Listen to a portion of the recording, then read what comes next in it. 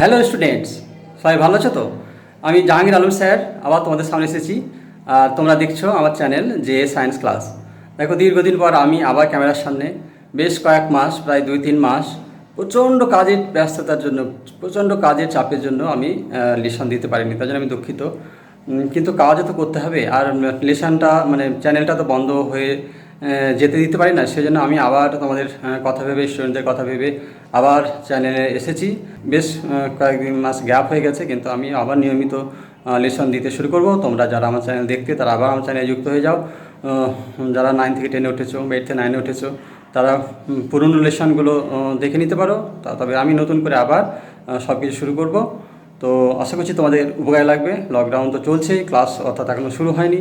পুজোর ছুটির পরে হয়তো ক্লাস শুরু হতেও পারে, দেখা যাক। তো ততদিন পর্যন্ত আমরা অনলাইন ক্লাসই ভরসা। তো তোমরা আমার চ্যানেলটা দেখতে থাকো, নিয়মিত অনলাইন বিভিন্ন রকম সুন্দর সুন্দর লেসন তোমরা পেতে থাকবে। ওকে, তাহলে আজকে ক্লাসে শুরু হচ্ছে। দেখো, আমি প্রথমে প্রশ্নগুলো একবার পড়ে দিই। আজকে থার্ড সেট পার্ট সি, সেজন্য দেখছো কোশ্চেন নাম্বার 21। এর আগে 20টা কোশ্চেন দেওয়া হয়েছে। 21 নম্বর, তড়িৎ প্রবাহমাত্রা পরিমাপের যন্ত্র হলো ভোল্টমিটার, পোটেনশিওমিটার, অ্যামিটার। 22, দৈর্ঘ্য স্থির রেখে পরিবাহীর প্রস্থচ্ছেদ বাড়ালে পরিবাহীর রোধ একই থাকে, বাড়ে, কমে। 23, পরিবাহীর রোধাঙ্ক নির্ভর করে প্রস্থচ্ছেদের ওপর, উপাদানের ওপর, দৈর্ঘ্যের ওপর। নিম্নলিখিত সম্পর্কগুলোর মধ্যে সঠিক সম্পর্কটি হলো জুল সমান কুলম ইন্টু ভোল্ট। জুল সমান coulomb per volt. C, joule সমান ভোল্ট ইন্টু অ্যাম্পিয়ার। আর লাস্টে 25 নম্বর কোশ্চেন, সঠিক সম্পর্কটি, এদের একই প্রশ্ন। নিম্নলিখিত সম্পর্কগুলোর মধ্যে সঠিক সম্পর্কটি হলো watt ampere per volt. Watt সমান ভোল্ট পার অ্যাম্পিয়ার, না ওয়াট সমান ভোল্ট ইন্টু অ্যাম্পিয়ার। হ্যাঁ, ঠিক আছে। তাহলে এবার আমরা সঠিক উত্তরটা দেখি, কোনটা সঠিক উত্তর। দেখো, কোশ্চেন নম্বর 21, তড়িৎ প্রবাহমাত্রা পরিমাপের একক হলো। তড়িৎ প্রবাহমাত্রা বলতে যেটার একক আমরা অ্যাম্পিয়ার বলি না, যে 2 অ্যাম্পিয়ারের কারেন্ট, 3 অ্যাম্পিয়ারের কারেন্ট, 5 অ্যাম্পিয়ারের কারেন্ট, 15 অ্যাম্পিয়ারের কারেন্ট। দোকানে ফিউজ কিনতে গিয়ে তোমরা বলো যে আমাকে 10 ফিউজ তার দাও, দোকানদার জিজ্ঞেস করে কত অ্যাম্পিয়ারে, 10 অ্যাম্পিয়ার, 15 অ্যাম্পিয়ার। তাহলে প্রবাহ মাত্রা, যেটা কারেন্ট যেটা যাচ্ছে, সেটা মাপার যন্ত্র হচ্ছে অ্যামিটার। হ্যাঁ, অ্যামিটার, ঠিক আছে। তাহলে আমাদের সঠিক উত্তরটা হচ্ছে অ্যামিটার। আর ভোল্টমিটার দিয়ে বিভব বৈষম্য বা পোটেনশিয়াল ডিফারেন্স, যেটাকে আমরা বাংলায় ভোল্টেজ বলি, ভোল্টেজ মাপায় ভোল্টমিটার দিয়ে। পোটেনশিওমিটার হচ্ছে তোমার তড়িৎ অ্যাপারেটাস, এটা পরীক্ষামূলকভাবে পরীক্ষা ল্যাবরেটরিতে ব্যবহার আছে। পোটেনশিওমিটার, এটাও ভোল্টেজ মাপা যায় এবং দুটো সেলের মধ্যে তুলনা করা যায় ভোল্টেজের। আরও কয়েকটা কাজ আছে, কিন্তু তড়িৎ প্রবাহমাত্রার পরিমাপের যন্ত্র আমাদের এখানে উত্তরটা হচ্ছে অ্যামিটার, ঠিক আছে। তাহলে এর অ্যান্সার হচ্ছে সি, অ্যামিটার, ঠিক আছে। তারপরে নেক্সট কোশ্চেনে চলে এসো 22, দৈর্ঘ্য স্থির রেখে পরিবাহীর প্রস্থচ্ছেদ বাড়ালে পরিবাহীর রোধ একই থাকে, বাড়ে না কমে। দেখো, তোমার রোধ, পরিবাহীর রোধ নির্ভর করে মূলত দুটি জিনিসের উপর, দৈর্ঘ্যের উপর এবং প্রস্থচ্ছেদের উপর। দৈর্ঘ্য বাড়ালে রোধ বাড়বে, কিন্তু প্রস্থচ্ছেদের সঙ্গে ব্যস্তানুপাতিক। প্রস্থচ্ছেদ বাড়ালে রোধ কমবে। প্রস্থচ্ছেদ বাড়ালে মানে কি, মোটা হয়ে যাচ্ছে। মোটা হয়ে যাচ্ছে মানে আধানগুলো যাতায়াতের জন্য আরও বেশি জায়গা পেয়ে যাচ্ছে, মানে পরমাণুর মধ্য দিয়ে ফাঁক ফোঁকর বেশি পেয়ে যাচ্ছে। তার ফলে কী হবে, খুব সহজে যাতায়াত করতে পারবে। আর যত শুরু হবে তত আধানের জায়গা যাওয়া আসার জায়গা পাবে না, কম জায়গা পাবে, সেজন্য রোধ বেশি হবে। কিন্তু যদি মোটা হয়, তাহলে প্রস্থচ্ছেদ বাড়ানো মানে মোটা করলে খুব সহজে যাতায়াত করতে পারবে বলে রোধ কমে যাবে। হ্যাঁ, যত বাধা কম হবে রোধ তত কম হবে। তাহলে এখানে যেহেতু মোটা হয়ে যাচ্ছে, তাহলে রোধটা কমে যাবে। তাহলে দৈর্ঘ্য স্থির রেখে পরিবাহীর প্রস্থচ্ছেদ বাড়ালে, অর্থাৎ মোটা করলে পরিবাহীর রোধ কমে যায়, সরু করলে রোধ বেড়ে যায়, কারণ বাধা বেশি হয়। আর মোটা হয়ে গেলে বাধাটা কম হয়, সেজন্য তোমার এখানে হচ্ছে উত্তর, এটা হচ্ছে উত্তর সি, ঠিক আছে। উত্তর হচ্ছে সি। নেক্সট কোশ্চেনে চলে এসেছে, কোশ্চেন নম্বর 23, পরিবাহীর রোধাঙ্ক নির্ভর করে রেজিস্টিভিটি বা স্পেসিফিক রেজিস্ট্যান্স ইংরেজিতে বলে, রোধাঙ্ক। সেটা কোনো কিছুর উপর নির্ভর করে না, দৈর্ঘ্যের উপর, তারপরে প্রস্থচ্ছেদের উপর বা অন্য কোনো কিছু নির্ভর করে না। এটা উপাদান টু উপাদান, অর্থাৎ উপাদানের উপর নির্ভর করে। কোন ম্যাটেরিয়াল নিয়েছো তার উপর নির্ভর করে। দৈর্ঘ্য প্রস্থ যাই হোক না কেন, কপারের আলাদা হবে, তোমার সিলভারের আলাদা হবে, গোল্ডের আলাদা হবে, অ্যালুমিনিয়ামের আলাদা হবে, অর্থাৎ প্রত্যেকটা উপাদান নাম অনুযায়ী আলাদা হবে। তাদের দৈর্ঘ্যের উপর বা প্রস্থের উপর তোমার এই রোধাঙ্ক নির্ভর করে না। হ্যাঁ, কিন্তু কি জিনিসটা নিয়েছে তার উপর নির্ভর করে, অর্থাৎ উপাদানের উপর নির্ভর করে। হ্যাঁ, বুঝতে পেরেছো? তাহলে এই উত্তরটা হচ্ছে তোমার বি। হ্যাঁ, উপাদান মানে ধরো তুমি সিলভার নিয়েছো না গোল্ড নিয়েছো না অ্যালুমিনিয়াম নিয়েছো না আয়রন নিয়েছো, তার উপর নির্ভর করছে। আরেকটা জিনিস হচ্ছে যে মানে আয়রন তুমি ধরো সিলভার বা তামা, যেখান থেকেই তামা নাও, এখান থেকে নাও, কলকাতা থেকে নাও, দিল্লি থেকে নাও, লন্ডন থেকে নাও, আমেরিকা থেকে নাও, যেখান থেকে নাও, তামা যদি হয় তাহলে তার উপাদান মানে তার রোধাঙ্ক একই থাকবে। এটাই হচ্ছে ব্যাপার। নিম্নলিখিত সম্পর্কগুলির মধ্যে সঠিক সম্পর্কটি হলো 24 নম্বর। দেখো, জুল সমান কুলম ইন্টু ভোল্ট, জুল সমান কুলম পার ভোল্ট, জুল সমান ভোল্ট ইন্টু অ্যাম্পিয়ার। তো এখানে দেখো কুলম কিউ ইন্টু ভি, তোমরা জানো যে কিউ, এটা যদি কিউ হয় কুলম আধান ইন্টু কিউ ইন্টু ভি, আর এটা হচ্ছে তোমার কিউ পার ভি, আর এটা হচ্ছে তোমার volt V into I joule. তো এটা জুল, ভোল্ট ইন্টু অ্যাম্পিয়ার, এটা হচ্ছে তোমার ক্ষমতার একক। ভোল্ট অ্যাম্পিয়ার মানে তড়িৎ ক্ষমতার একক। তাহলে এটা জুল পার সেকেন্ড হলে এটা ঠিক হতো, তাহলে এটা হচ্ছে না। আর জুল কুলম পার ভোল্ট এটাও হচ্ছে না, এটাও কোনো রিলেশনে আসছে না। কিন্তু আমাদের দেখো কুলম ইন্টু ভোল্ট, এইটা হচ্ছে তোমার কৃতকার্য। এই যে ভোল্ট এক একক আধানকে তোমার অসীম দূরত্ব থেকে কোনো বিন্দুতে নিয়ে আসতে যে পরিমাণ কার্য করতে হয় সেটা হচ্ছে 1 ভোল্ট।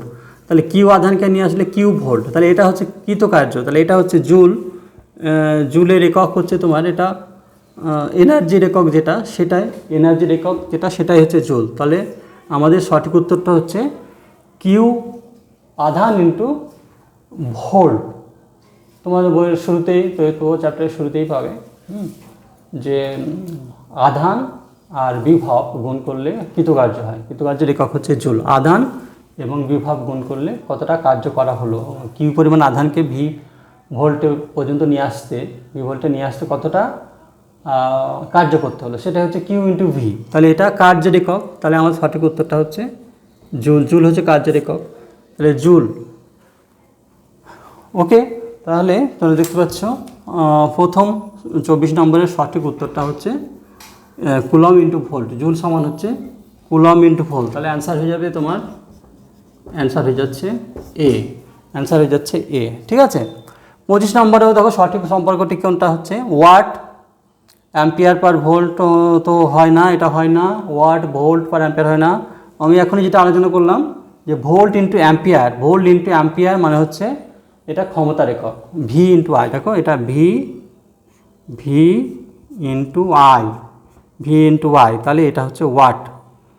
হ্যাঁ, এটা হচ্ছে joule per second, joule per second ক্ষমতার একক।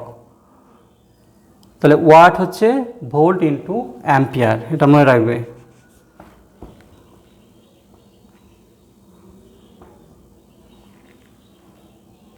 ঠিক আছে, ভোল্ট ইন্টু অ্যাম্পিয়ার। তাহলে আমাদের সঠিক উত্তরটা হচ্ছে 25। 25-এর সঠিক উত্তরটা হচ্ছে সি। দেখো যে ওয়াট ভোল্ট ইন্টু অ্যাম্পিয়ার, এটা হচ্ছে ওয়াট। এই যে আমি একটু দেখিয়ে দিই, কৃতকার্য হচ্ছে ভি কিউ ভি, ওই যে এখনই যেটা বললাম কৃতকার্য Q into V, Q into V, এই যে এই রিলেশানটা জুলের একক তো জুল, কিন্তু এটা কৃতকার্য যদি হয় ডব্লু, তাহলে কিউ ইন্টু ভি। আর কিউ তোমরা জানো, কিউ হচ্ছে তোমার আর তোমরা জানো কিউ বাই টি মানে হচ্ছে কারেন্ট, তাই না? কিউ বাই টি মানে হচ্ছে কারেন্ট। কিউ বাই টি যদি কারেন্ট হয় তাহলে কিউ সমান কত হবে? অতএব কিউ সমান হবে আই ইন্টু টি, তাহলে I into T into V.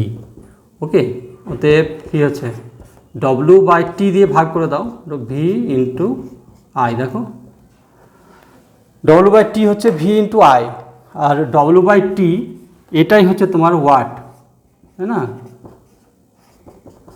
Watt প্রতি সেকেন্ডে কৃতকার্য, টি টাইম দিয়ে ভাগ মোট কৃতকার্যকে, প্রতি সেকেন্ডে কৃতকার্য ওয়াট, এটাই হচ্ছে তোমার ভি ইন্টু আই। দেখো ভি ইন্টু আই, তাই না? V into I, joule per second. এর এই এককের ওয়াটের একক হচ্ছে joule per second, joule per second, এটা ভি ইন্টু আই। বুঝতে পেরেছো? দেখো কোশ্চেন নম্বর 26 আমি একবার পড়ে দিই। 1 ওয়াট ঘন্টা মানে WH ওয়াট ঘন্টা যত জুলের সঙ্গে সমান, তা হলো 3600 joule, 3.6 into 10⁶ joule, 1 joule. Question number 27, বাড়ির তড়িৎ বর্তনীকে বিভেদমুক্ত রাখার জন্য ফিউজকে বর্তনীর যে তারের সঙ্গে যুক্ত করে রাখা হয়, তা সেই তারটি হলো নিউট্রাল তার, আর্থিং তার, লাইট তার। কোশ্চেন নম্বর 28, বাড়ির তড়িৎ বর্তনীর লাইট তার ও নিউট্রাল তারে যে তড়িৎ বিভব থাকে তা হলো লাইট তারে বিভব 0, নিউট্রাল তারে বিভব 220 ভোল্ট, লাইট তারে বিভব 220 ভোল্ট, নিউট্রাল তারে বিভব 0, লাইট তারে বিভব 220 ভোল্ট, নিউট্রাল তারেও বিভব 220 ভোল্ট। কোনটা ঠিক? কোশ্চেন নাম্বার 29, দেখো বাড়ির তড়িৎ বর্তনীর সঙ্গে ইলেকট্রিক্যাল যন্ত্রগুলি সবসময় যুক্ত থাকে সমান্তরাল সমবায়ে, শ্রেণী সমবায়ে, উভয় সমবায়ে, অর্থাৎ সমান্তরাল এবং শ্রেণী উভয় সমবায়ে। 30, কোশ্চেন নাম্বার 30, 6 ওহম রোধের সঙ্গে সমান্তরাল সমবায়ে যে মানের রোধ যুক্ত করলে তুল্য রোধ 2 ওহম হবে তা হলো 6 ওহম, 2 ওহম, 3 ওহম। এটা একটা ছোট অঙ্ক, আমি এখনই ক্যালকুলেশন করে দেখিয়ে দেবো। তবে আমরা আবার সঠিক উত্তরগুলো দেখি। দেখো 1 ওয়াট ঘন্টা যত জুলের সঙ্গে সমান, তা হলো কোনটার উত্তর আমরা এখানে একটু দেখে নিই। ওয়াট ঘন্টা একটু দেখে নাও। ওয়াট ঘন্টা, 1 ওয়াট ঘন্টা মানে হচ্ছে 1 joule per second into 1 watt মানে 1 জুল পার সেকেন্ড, আর ঘন্টা মানে আওয়ার, এইচ মানে আওয়ার, ঘন্টা, ঘন্টা মানে 60 মিনিট, 60 মিনিট মানে 60 ইন্টু 60 সেকেন্ড, তাহলে 60 ইন্টু 60 সেকেন্ড, 3600 সেকেন্ড। তাহলে দেখো এই সেকেন্ড সেকেন্ড কেটে গেল, কত আছে তোমার 3600, 3600 জুল, যে থাকছে যে, তাহলে 1 ওয়াট আওয়ার মানে হচ্ছে তোমার 3600 জুল। দেখতে পাচ্ছ? তাহলে আমার সঠিক উত্তরটা হচ্ছে এ। হ্যাঁ, অ্যান্সার হয়ে যাবে আমাদের 1 ওয়াট ঘন্টা মানে হচ্ছে 3600 জুল। ওয়াট মানে জুল পার সেকেন্ড, আর ঘন্টা মানে 3600 সেকেন্ড। তাহলে জুল পার সেকেন্ডের সঙ্গে সেকেন্ড আর সেকেন্ড কেটে গেল, জুল থেকে গেল, তাহলে 3600 জুল থেকে গেল। ঠিক আছে, নেক্সট কোশ্চেন নম্বর 27, বাড়ির তড়িৎ বর্তনীকে বিভেদমুক্ত রাখার জন্য ফিউজকে বর্তনীর যে তারের সঙ্গে যুক্ত করে রাখা হয় সেই তারটি হলো অবশ্যই সবসময় তোমার লাইভ তারের সঙ্গে হবে। হ্যাঁ, নিউট্রাল তার বা আর্থিং তারের লাভ নেই, লাইভ তার। যদি এদিকে তোমার কাটলেও লাইভ তারের কারেন্ট এসেই যাবে, কিন্তু ফিউজটা যদি লাইভ তারে দাও তাহলে ফিউজ কেটে গেলে লাইভ তার দিয়ে কারেন্ট আসবে না, ঘরের জিনিসপত্র রক্ষা হবে। কিন্তু অন্য কোনো তারে তুমি যদি লাইট তারটা অফ হতে থাকে, যদি তুমি যদি ফিউজ তারকে অন্য জায়গায় লাগাও তাহলে লাইট তার দিয়ে কারেন্ট এসেই যাবে, তাই না? লাইট তারে সবসময় ফিউজ লাগাতে হবে। কোশ্চেন নাম্বার 8, তাহলে এটার উত্তরটা হচ্ছে সি। কোশ্চেন নাম্বার 8 এর উত্তরটা হয়ে যাচ্ছে সি। ওকে, কোশ্চেন নাম্বার 8, বাড়ির তড়িৎ বর্তনীর লাইট তার ও নিউট্রাল তারের যে তড়িৎ বিভব থাকে, ভোল্টেজ, যে ভোল্টেজটা থাকে, তড়িৎ বিভব মানে সিম্পলি যে ভোল্টেজটা থাকে সেটা হলো লাইট তারের 0, নিউট্রাল তারের 220। আমাদের যে বাড়ির সাপ্লাই লাইনের ভোল্টেজ 220 ভোল্ট, তাহলে কোনটায় 220 থাকে, কোনটায় 0 থাকে? দেখো লাইট তারে 0, নিউট্রাল তারে 220, লাইট তারে 220, নিউট্রালে 0, লাইট তারে 220, নিউট্রালেও 220 কি থাকে না? তা থাকে না, থাকে লাইট তারে 220 থাকে, নিউট্রালটা 0 ভোল্টে থাকে। তাহলে আমাদের অ্যান্সারটা হচ্ছে, বুঝতে পারছো, লাইট কারেন্টটা লাইট তার দিয়ে আসে, লাইট তারে ভোল্টেজটাই থাকে। হ্যাঁ, তাহলে লাইট তারে আমাদের উত্তর হবে বি, লাইট তারে 220 ভোল্ট আর নিউট্রাল তারে 0। তাহলে আমাদের এখানে আনসার হচ্ছে বি। বুঝতে পেরেছো? ঠিক আছে, কোশ্চেন নাম্বার 29, বাড়ির তড়িৎ বর্তনীর সঙ্গে ইলেকট্রিক্যাল যন্ত্রগুলি সবসময় যুক্ত থাকে সমান্তরাল সমবায়ে, শ্রেণী সমবায়ে, উভয় সমবায়ে। দেখো একটা জিনিস, যদি তুমি শ্রেণী সমবায়ে ধরো তোমার ফ্রিজ, টিভি, লাইট, ফ্যান, তারপরে 5-6টা ঘর আছে, প্রত্যেক ঘরে সমস্ত জিনিসগুলো যত জিনিস ব্যবহার হোক না কেন সবগুলো তুমি যদি শ্রেণী সমবায় পর তার দিয়ে যুক্ত করে দাও, তাহলে কি সমস্যা বলো তো, কোনো একটা ঘরে যদি সুইচ অফ করো বা কারেন্ট ফিউজ কাটে, তাহলে কিন্তু সব ঘর অফ হয়ে যাবে, সব যন্ত্রপাতি অফ হয়ে যাবে সিরিজে যদি থাকে, তাই না? সিরিজ মানে তো পর কোনো একটা জায়গায় কাটলে তো আর বাকি দিন তড়িৎ প্রবাহ হবে না, তাহলে সবই অফ হয়ে যাবে। সেজন্য সিরিজে দেওয়া হয় না, সেটা সমান্তরাল দেওয়া হয়।